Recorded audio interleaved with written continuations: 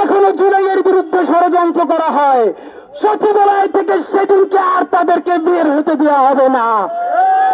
একমাত্র বের করতে পারবে তাদের বাপ স্বৈরাচারী আতাকাম মা কুড়িয়াছিয়া যদি দেশে আসে আর জেলে যায়, তবেই তাদেরকে বের করা সম্ভব হবে।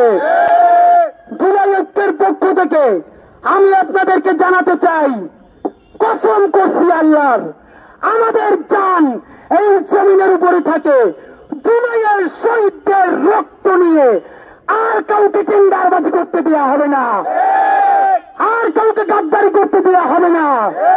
সকল রাজনৈতিক দল বিনীতভাবে আপনাদের হাতে ধরি, পায়ে ধরি, আপনারা আমাদের সাথে পাশে এসে দাঁড়ান।